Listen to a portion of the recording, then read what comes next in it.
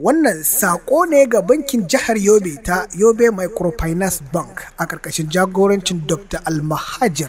Yana kira ga al'umma su zo su bude akawun don samun bashi ga masana'antu ƙanana don cin romo na dimokuraɗiyyar gwamnatin jihar Yobe a ƙarƙashin jagorancin Honorable Mai Malabuni. Kamar yadda mai girma gwamna Honorable Mai Malabuni mana alƙawari, za mu tallafa wa mutane not less than mutum 5,000 bi iznillahi a wannan banki kawai. Kafin ka shigo wannan banki kaga alamar sa a yadda yake a da, saboda zaka ga gini ne alama rusasshe daga waje, mutane babu tsari, amma da ka shigo nan ciki inda mai girma Honorable Mai Malabuni ya ajiye zaka ga bambanci. Wannan shine yake nuna maka bambanci tsakanin jiya da yau. Ita gwamnatin jihar Yobe abubuwan ta gaba ɗaya ci gaba ne take yi akan abin da aka fara, kuma gwamnatocin baya ma sun yi kokari kuma sun bada gudunmawa, shi yasa ma muka samu yanzu wannan din ma take kai.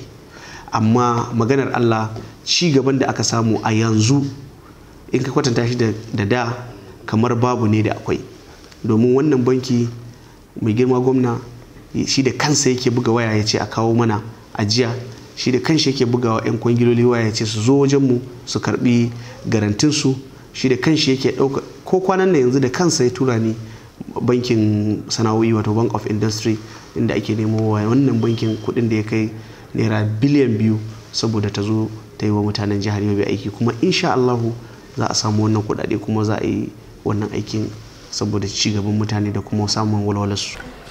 Sunana dai Dallatu. Shin me kake gudanarwa nan? Muna dan sai da kataki haka da kusoshi da sauransu haka dai. To shin naga akwai abubuwan da ake tambaya kamar kuma baka da shi a nan waje, shin me ya jawo haka? Gaskiya hakan ya danganta daga yanayin karfin jari na ne.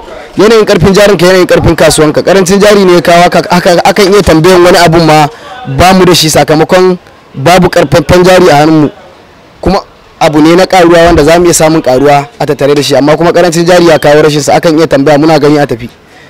To shin baka da labarin gwamnatin jihar Yobe a karkashin jagorancin Honorable Mai Malabuni ya ba da izini ga bankin jiha ta Yobe Microfinance Bank a tallafawa masu kanantun masana'antu? Baka da labarin nan ne? Lallai mun samu wannan labarin, amma kuma ko a baya mun yi cike-ciken abubuwa da yawa na basussuka waɗanda muke so na banki za su bamu, amma dai insha Allah muna sa ran zuwa gaba. To shin kana da fata ne akan ko kai ma kana so a baka? Muna da kyakkyawan zato ma, sakamakon gwamnatin da muke ciki muna tunanin gwamnati ne na adalci, shi yasa muke kyautata tsaron zaton za mu iya samu, ka san komai dan lokaci ne. Sunana Ibrahim Abubakar.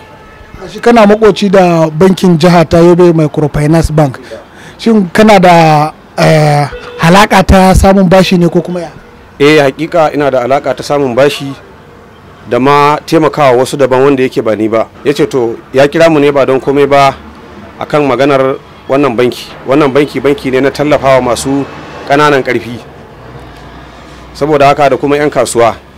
Saboda haka in kira mutane wanda na yarda da su, ƙananan 'yan kasuwa, 'yan uwana da abokan arziki wanda na yarda da su, na tabbatar za su rike amana, zai ba su kuɗi daga abin da ya kama naira miliyan 1 zuwa miliyan 2 zuwa 500,000 zuwa naira 200,000, 300,000, 100,000 har ma naira 60,000, 30,000 duka zai bayar.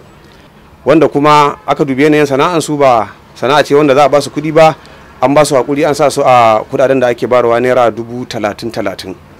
To shin wa'anda kai wa jagora din sun dawo da kuɗin ko suna biya?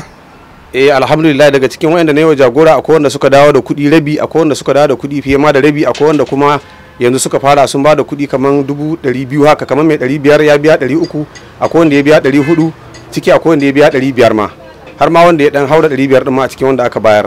Mai miliyan 1 wani ya mai da 800, wani kuma ya mai da 700, haka nan dai ana ta fama yanzu haka ana kai. To wani kira kake da shi ga wa'anda suke ganin kamar ba a bayarwa? Gaskiya ba haka bane, wato su yi tunani, ba tunanin abin ya canja da tunaninsu. Kuɗi ana bayarwa, domin ni kaina da nake magana da kai Ibrahim Abubakar, na yi granto wa mutum ya kai mutum 10 wanda aka ba su kuɗi 200,000, 300,000, 500,000, kai har naira miliyan 1 ko wanda na sa hannu an bashi kuma yana kan biya, tabbas na san haka.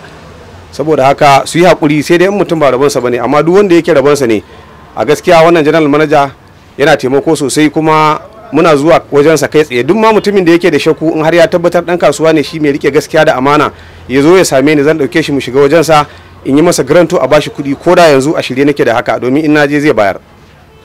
Madalla. Yusuf Muhammad Bukar. Ka samu bashin bankin Yobe Microfinance Bank?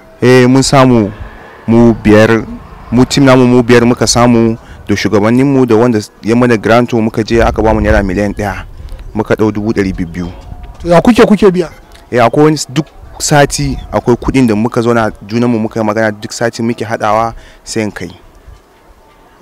Shin kenan ya tabbata ana bayarwa? Ya tabbata ana bayarwa.